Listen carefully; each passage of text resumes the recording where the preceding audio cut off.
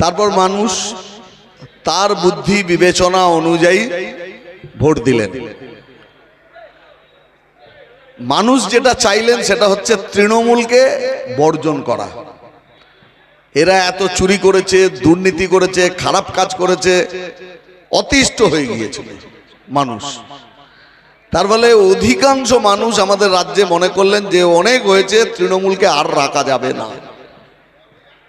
কিন্তু তৃণমূল চলে যাওয়ার পর কি, যে কথা আমরা নির্বাচনের আগে মানুষের কাছে বলেছিলাম, আমরা ঠিক বলেছিলাম কি ভুল বলেছিলাম, এখন সেটা আমাদের চোখের সামনে দেখবার সুযোগ আমাদের সবার।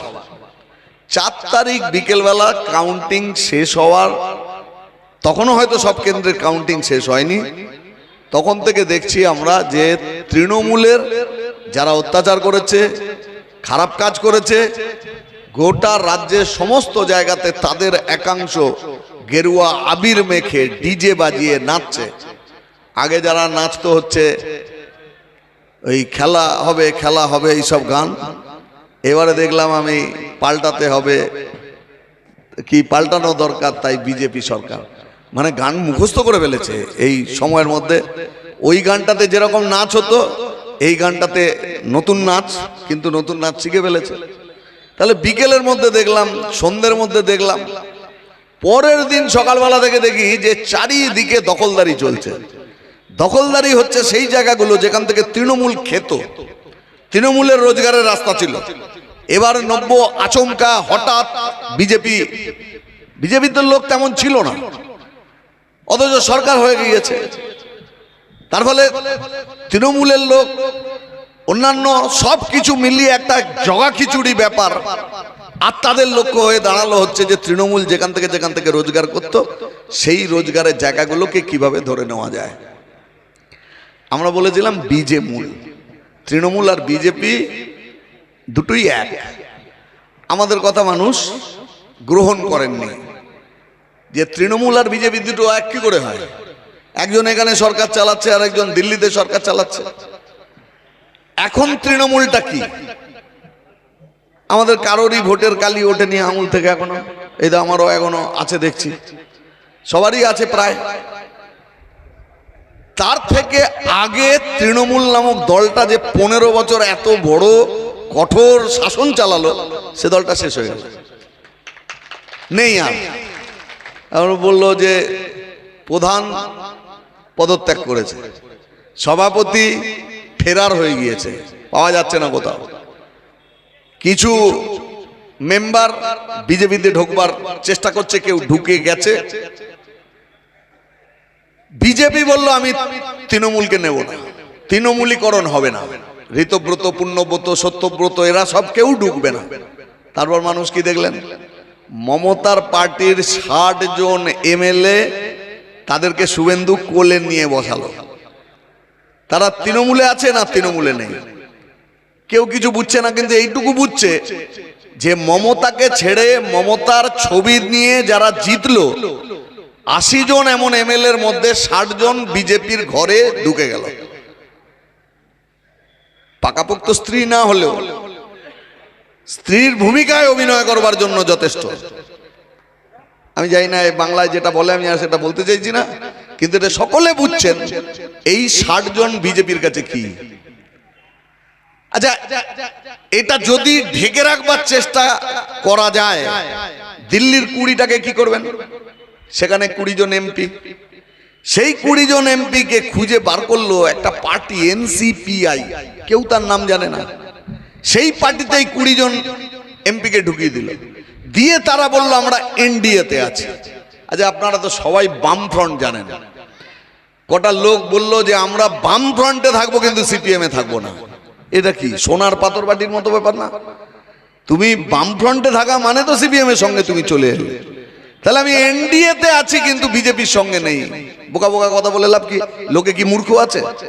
তার মানে এবারে প্রকাশ্যে চলে এলো তৃণমূলের রত্নরা, চোর চিটিংবাজ, খুনি, ধর্ষক, বিরাট টাকা করেছে, এই সব তৃণমূল, তাদের গায়ে একটা করে ছাপ লাগিয়ে দিল। গরু পাচারের সময় গরুর গায়ে ছাপ লাগাতো তৃণমূলের, ওই ছাপ দেখে কেউ ধরতো না তাকে। আর এখানে তৃণমূলের এমপি এমএলএ তার গায়ে একটা করে ছাপ লাগিয়ে দিচ্ছে, তৃণমূলের প্রধান তৃণমূলের সভাপতি ছাপ লাগাচ্ছে, স্ট্যাম্প, সেই স্ট্যাম্পে লেখা আছে ভালো তৃণমূল। বাস, ভালো তৃণমূল হলেই সে বিজেপি করতে পারে। তাহলে এই একটা জিনিস দেখা গেল। সরকার শুরু হলো কাজ। আচ্ছা, কি নতুন করেছে বলেন তো? তৃণমূল আর বিজেপি এক কারখানায় তৈরি।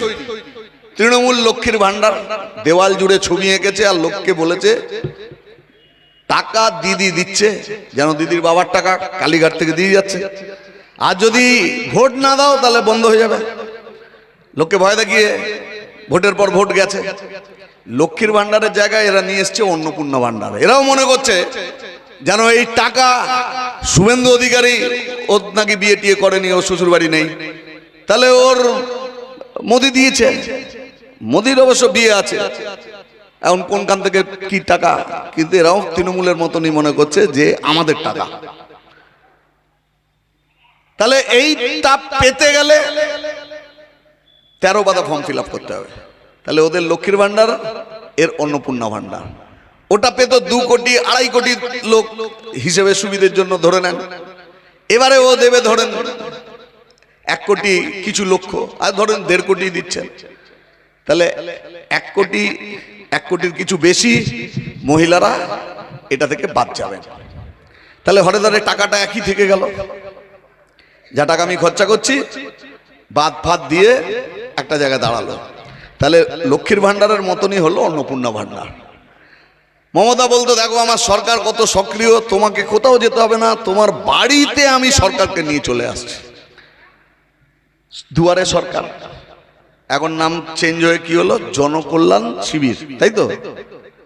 আগে মমতার ছবি লাগানো থাকতো, ভাইপোর ছবি লাগানো থাকতো, চোরচিটিংবাজদের ছবি লাগানো থাকতো, এখন শুভেন্দুর ছবি আছে, বিজেপির অন্য নেতাদের ছবি আছে, নরেন্দ্র মোদীরও একটা ছবি আছে।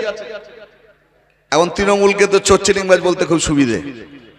বিজেপি কেমন? তৃণমূলের থেকে আলাদা, সাধু সন্ত টাইপ। তৃণমূলের যে মুখ্যমন্ত্রী, তৃণমূলের এত এমএলএ যখন এমপি যখন বিজেপিতে ঢুকে গেল, পাড়ার যে কাউন্সিলর, পঞ্চায়েতের প্রধান, তাকে এখনো বিজেপি নিচ্ছে না, লাইন লাগিয়ে রেখেছে, কিন্তু ঠিক হচ্ছে না ব্যাটে বলে। সে বলছে দেখো 20 সাল পর্যন্ত তো এই শুভেন্দু অধিকারীর নেতৃত্বেই আমরা থেকেছি, যদি চুরি জোচ্চুরি চিটিংবাজি রাহাজানি ডাকাতি যা তুমি বলছো, ভোট লুট, জনগণের উপর অত্যাচার, সবই তো এরা শিখিয়েছে, আমরা করেছি। ও টাকা নিয়েছে, আমিও নিয়েছি। তাহলে ওর টাকা নেওয়ার পরে যদি মুখ্যমন্ত্রী হতে পারে, তাহলে আমি টাকা নিয়ে কেন মুখ্যমন্ত্রী হব না? বা আমি কি বলে বিজেপিতে ঢুকবার স্ট্যাম্প ভালো তৃণমূল, এটা কেন আমার গায়ে লাগিয়ে দেওয়া হবে না?